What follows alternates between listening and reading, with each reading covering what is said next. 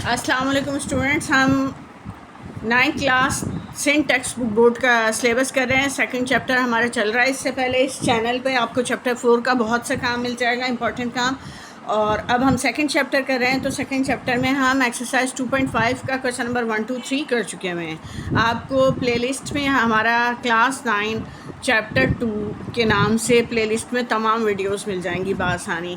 तो शुरू करते हैं। अब मैं स्टार्ट करने से पहले एक बात बता दूं कि देखने वाले स्टूडेंट इंटेलिजेंट भी होते हैं, नॉर्मल भी होते हैं और थोड़े से वीक भी होते हैं।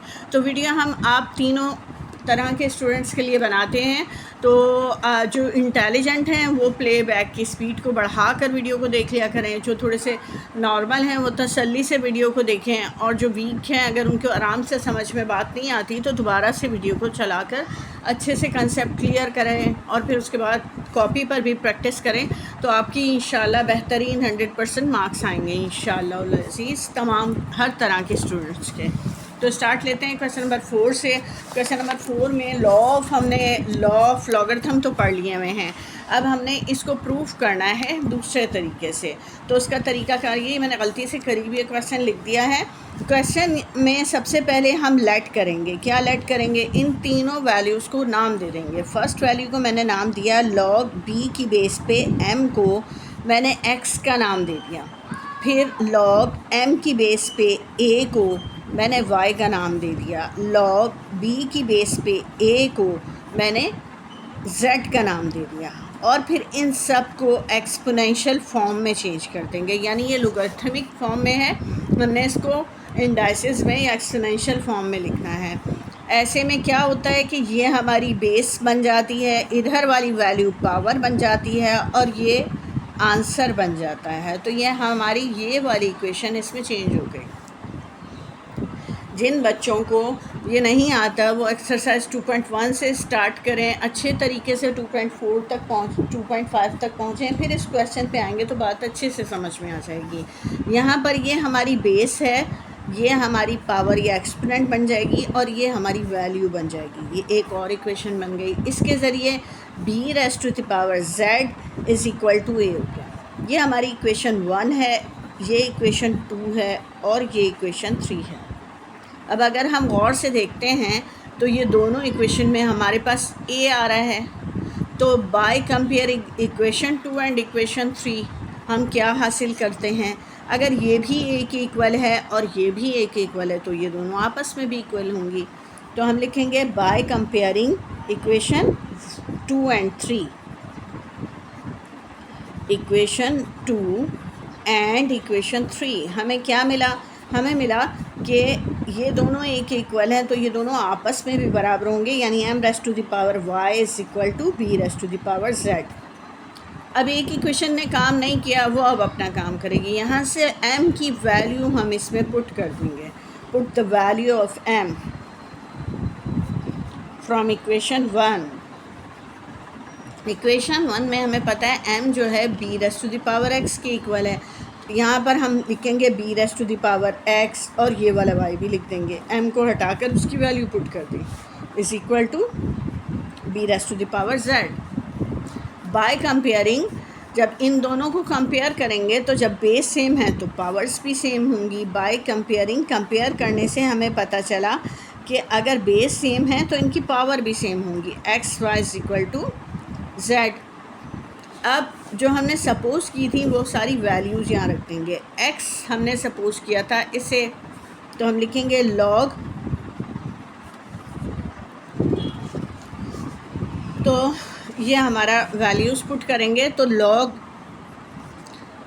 b की बेस पे m, ये x की वैल्यू पुट कर दी। फिर मल्टीप्लाई बाय y की वैल्यू हमने पुट करनी है, ये रही लॉग m की बेस पे a, इक्वल डालेंगे ये वाला, फिर z की वैल्यू पुट कर देंगे जो हमने लेट की थी लॉग b की बेस पे a।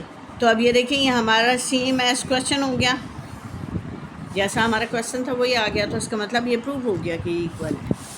सेम ऐसा ही स्टेप क्वेश्चन नंबर 2 में करेंगे हम। लेट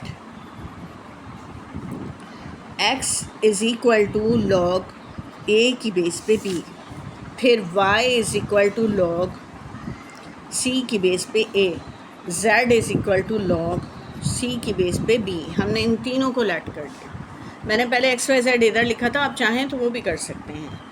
तो अब हमने इनको एक्सपोनेंशियल फॉर्म में चेंज करना है। ए हमारी बेस है, ए के ऊपर इक्वल के इस तरफ वाले को हम पावर बना देंगे और ये हमारी वैल्यू बन जाएगी। जो बेस थी उसे बड़ा करके लिखते हैं, इक्वल के दूसरी तरफ वाली वैल्यू को पावर बना देते हैं और ये किसके इक्वल आ जाएगा, ए के। सी बेस है, जेड पावर हो जाएगी, इक्वल हो जाएगा बी के। ये अब हमारी 3 इक्वेशन हो गई, इक्वेशन 1 2 3। अब क्या है कि इक्वेशन 1 और 2 3 में आप देख रहे हैं दोनों बी हैं, तो हम इनको कंपेयर करेंगे by comparing equation 1 and 3। Compare किया हमने, दोनों बी के इक्वल हैं तो दोनों ये आपस में भी इक्वल होंगे, यानी A rest to the power X भी C rest to the power Z के इक्वल हो जाएगा। अब इस इक्वेशन ने काम नहीं किया, इसमें हम देख रहे हैं ए इक्वल है c rest to the power 5 y के, तो put the value of a from equation 2। अब वैल्यू ए की वैल्यू जो c rest to the power y है वो मैं यहाँ पुट कर दूँगी, c rest to the power y, और इसमें एक्स पहले से मौजूद है तो आप यहाँ पर भी एक्स लिख सकते हैं, बाद में भी लिख सकते हैं, is equal to C rest to the power z. अब बाय कंपेयरिंग जब बेस सेम है तो क्या होगा, पावर्स भी सेम होंगी। सी और सी सेम हैं तो ये दोनों भी आपस में सेम होंगे, यानी एक्स वाई को आप जेड के इक्वल लिख सकते हैं। अब एक्स वाई और जेड की वैल्यू जो हमने लेट की थी वो लिख देंगे, यानी एक्स की जगह हम लिखेंगे log a rest to the power b, ये दोनों मल्टीप्लाई हो रहे हैं। वाई की वैल्यू लिख देंगे log c rest to the power log सी की बेस पे a is equal to z की वैल्यू लिखेंगे लॉग सी की बेस पे बी।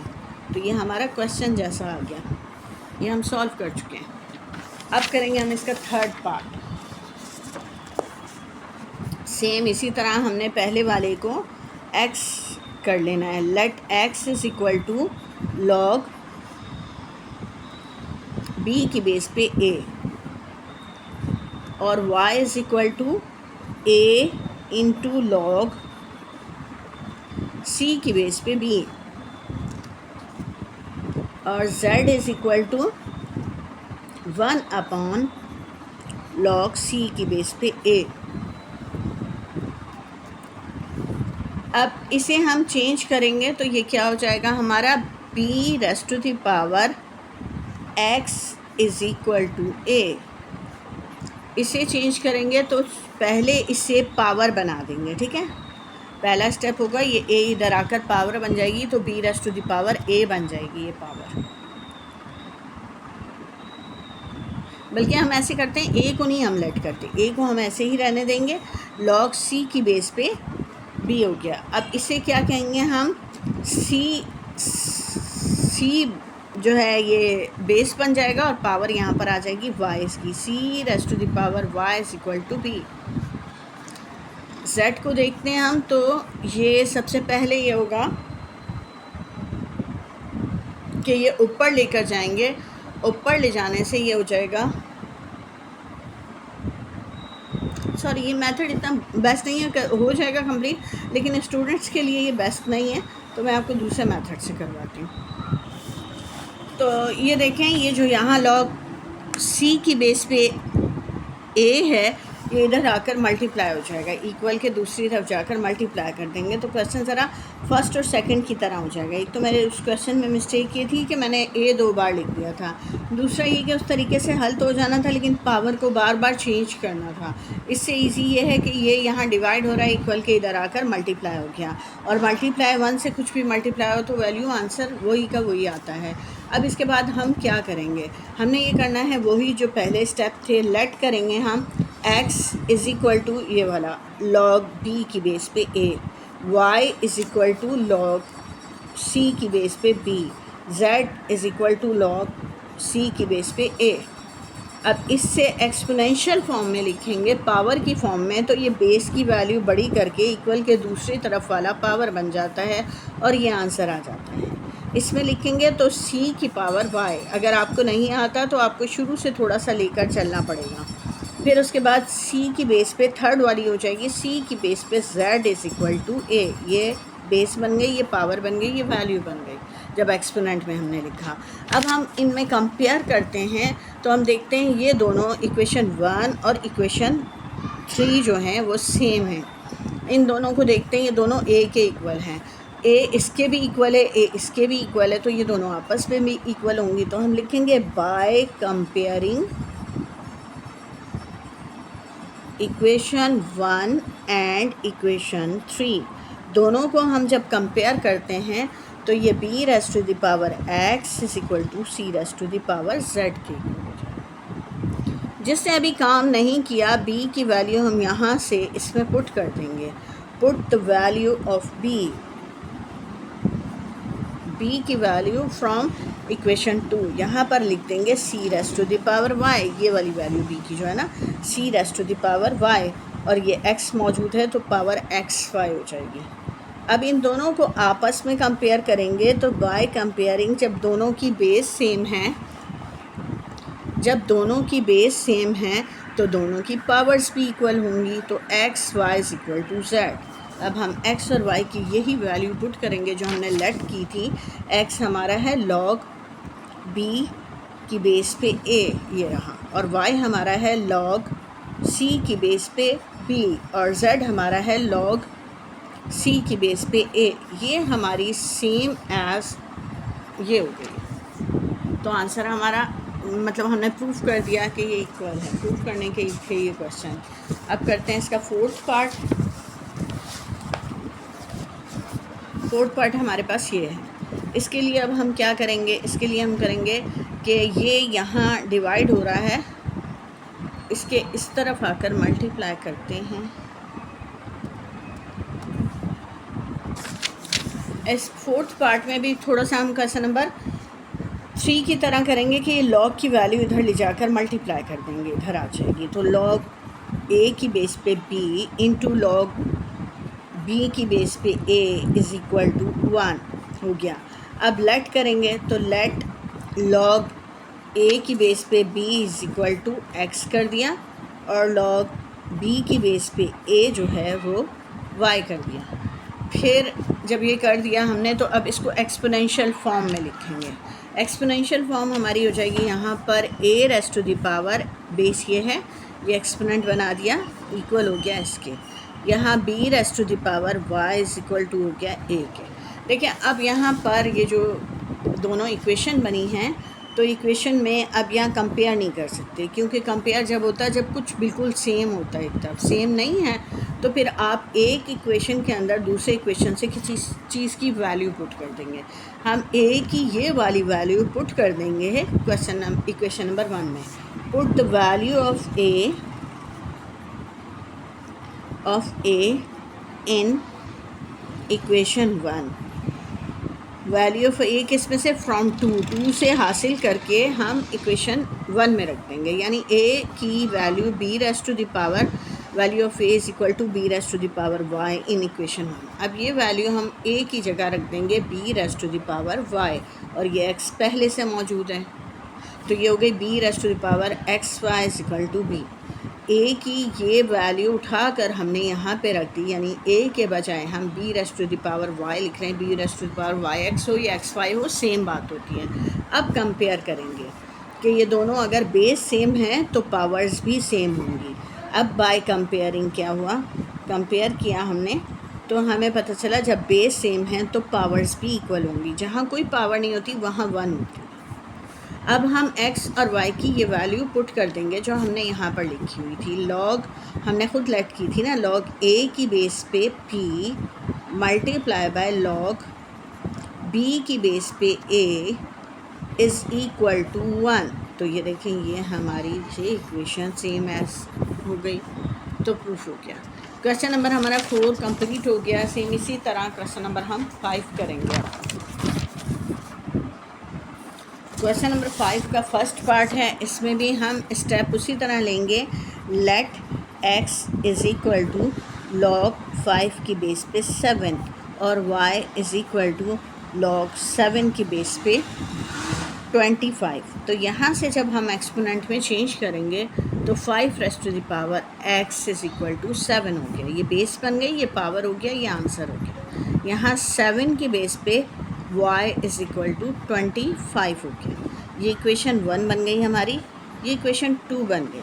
ठीक है, अब ये 7 की ये जो वैल्यू है ये यहाँ पर हम रख देंगे। ठीक है, तो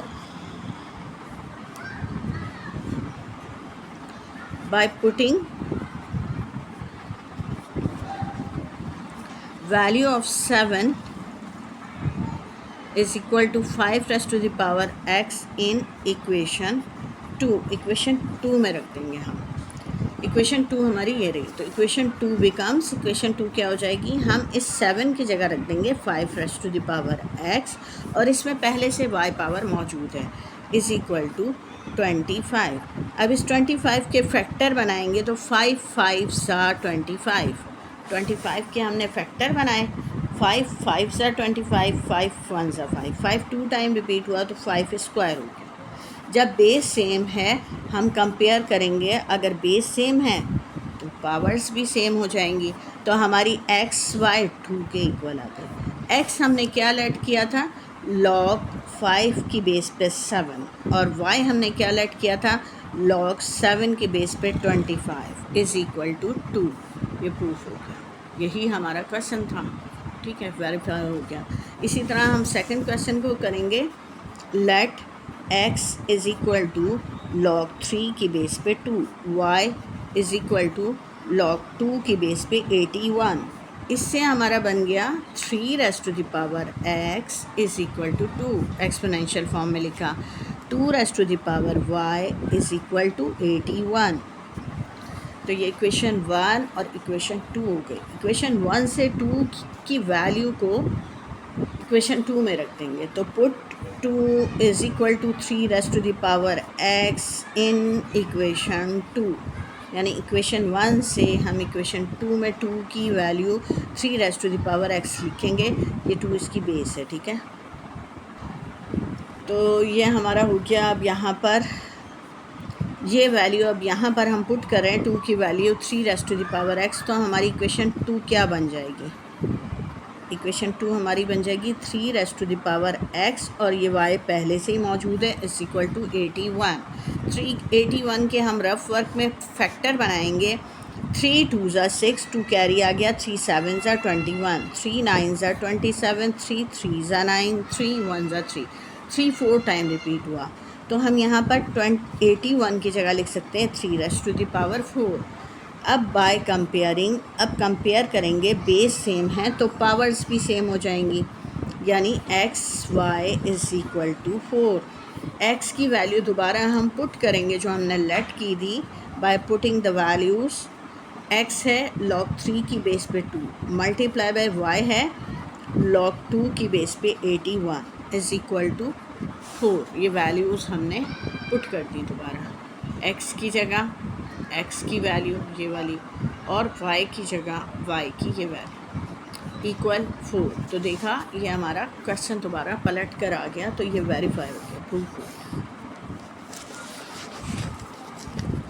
थर्ड क्वेश्चन है, ये भी बिल्कुल इसी तरह है, let x is equal to log 5 की बेस पे 343, और y is equal to log 7 की बेस पे 25। इसको एक्सपोनेंशियल फॉर्म में चेंज करेंगे तो 5 raise to the power x is equal to 343, और यहाँ 7 raise to the power y is equal to 25। ये हो गया हमारा, ये हो गई हमारी इक्वेशन। बल्कि इसको मज़ीद ज़रा चेंज कर लेंगे इजी बनाने के लिए, तो ये देखें, इसको 343 को हम एक्सपोनेंट में लिखें अगर, तो 7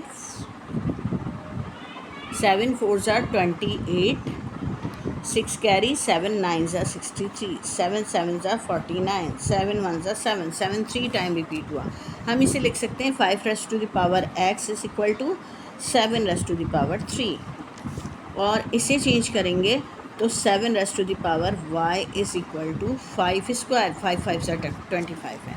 तो अगर हम यहाँ से 5 की वैल्यू निकालना चाहें इधर से, तो taking root on both side, पहले हमने इसके फैक्टर बनाए, फैक्टर ये बन गए, फिर इसकी 5 की वैल्यू निकालनी है तो रूट ले लिया, तो यहाँ 5 और ये कैंसिल हो गया और 7 रेज़ टू द पावर क्या हो गया, ये हटाएंगे तो 1/2 आए, यानी कि y/2 सॉरी 1/2 आ रही है रूट हटाने पर, यानी y पावर पहले से मौजूद है और रूट हटाने पे 1/2 आ रही है, तो y raise to the power 1/2।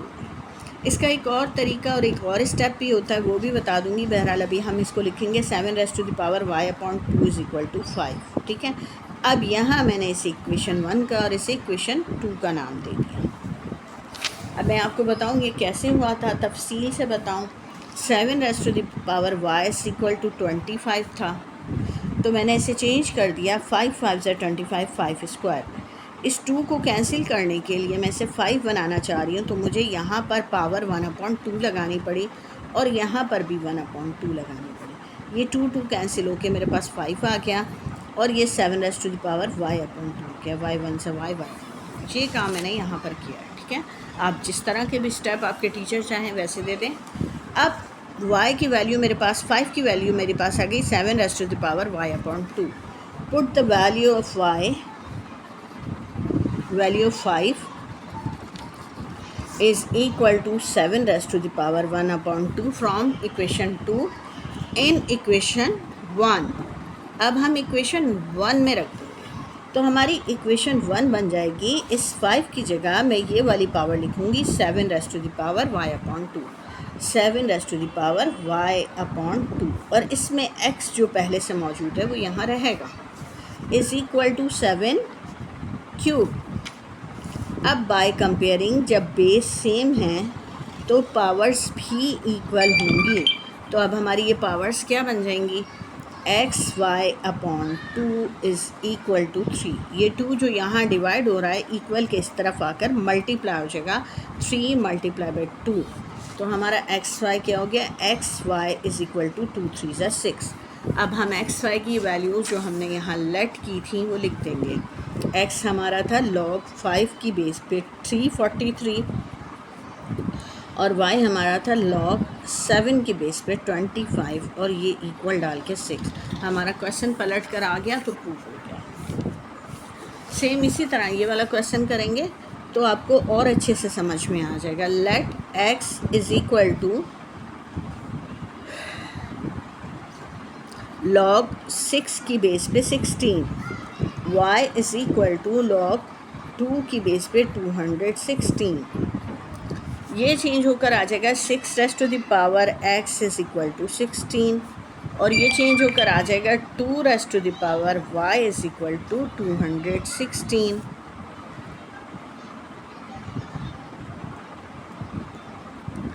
= 216। यहाँ पर अब हम फैक्टर मज़ीद बनाएंगे इसके।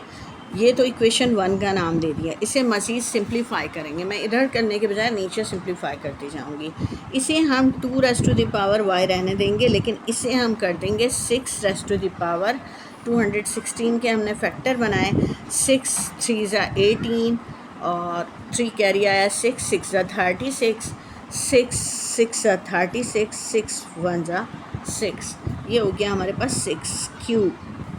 ठीक है, अब इस क्यूब को ख़त्म करने के लिए मुझे दोनों तरफ 1 मतलब इसे ख़त्म करने के लिए मुझे यहाँ 1/3 पावर चाहिए, तो मैंने ये 1/3 पावर यहाँ भी लगा दी। इससे मुझे फ़ायदा ये हुआ कि मुझे एक 6 की वैल्यू मिल जाएगी जो कि होगी 2 raise to the power y1 = y/3।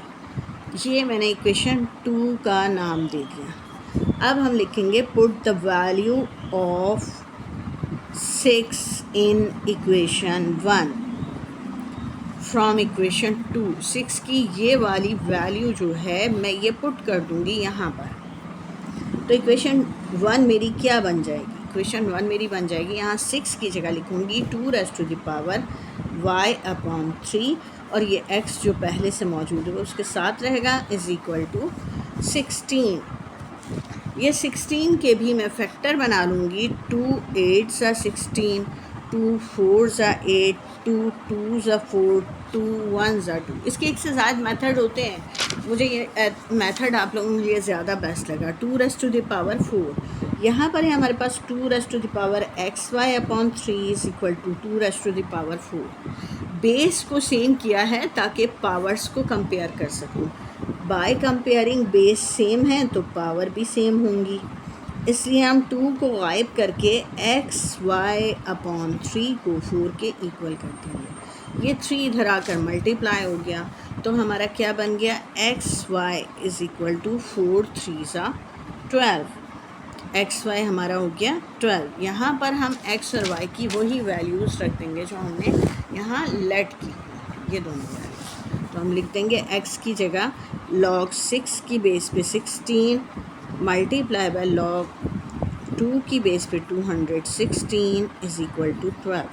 ये हमारा आंसर आ जाएगा। मुझे उम्मीद है आपको अच्छे से समझ में आ गया होगा। कमेंट्स में राय दीजिएगा, आपको मेरा समझाया कितने % समझ में आता है। मिलते हैं नेक्स्ट वीडियो में, जब तक के लिए अल्लाह हाफ़िज़।